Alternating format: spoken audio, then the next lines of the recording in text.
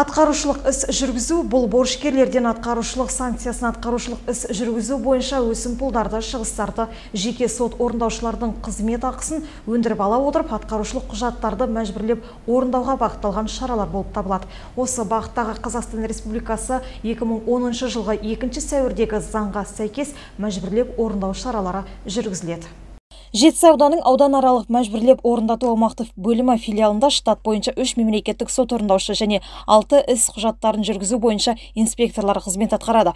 Бөлімнің ауданаралық деп аталуының себебі Жетісай, Мақтаарал және Шардара аудандарының аумағы қамтылуда. Онда жыл басынан бері 271 құжат түсіп, оның 170-і орындалған. Ағымдағы жылдың, яғни 2024 жылдың басынан бері орындауға 271 атқарушы құжаттар 2 миллиард 449 мың 6 миллион 6772 теңге құрайтын атқарушы құжаттар орындауға түскен болса, оның 170-і бүгінгі таңда, яғни 557 миллион 816 мың 6489 теңгенің құжаты орындалды нақты. Ал қалған 101 құжат қазіргі таңда орындау үстінде.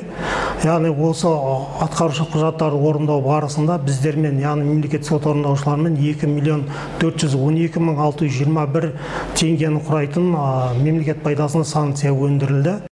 Атқарушылық құжаттарды орындату барысында сот орындаушылармен бірнеше шаралар атқарылды. Қарыз берешегі 40 айлық есептік көрсеткіштен асатын болса, олардың ісі Қазақстан Республикасынан шығуға шектеу қойылды. Бұл бағытта 17 шара қолданылған. Сондай-ақ борышкерлерге 2 ай уақыт беріледі. Осы уақыт арасында қарыз берешегі төленбесе, оларды әкімшілік жазаға тартылады.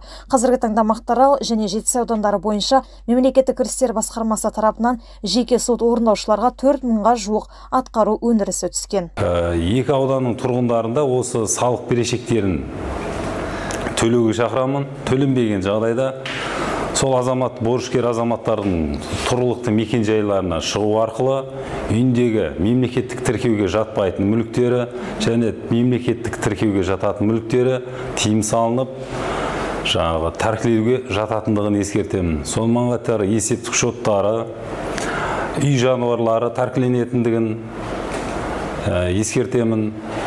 Сонымен қатар атқарушылық құжатты қасақана төлемеудің жолдарын іздеген жағдайда, жалтарған жағдайда Қазақстан Республикасы әкімшілік құқық бұзушылық туралы кодексінің 669, 670, 671, 72, 73 баптарында көзделген әкімшілік жауапкершілікке тартылатындығын мәлімдеймін.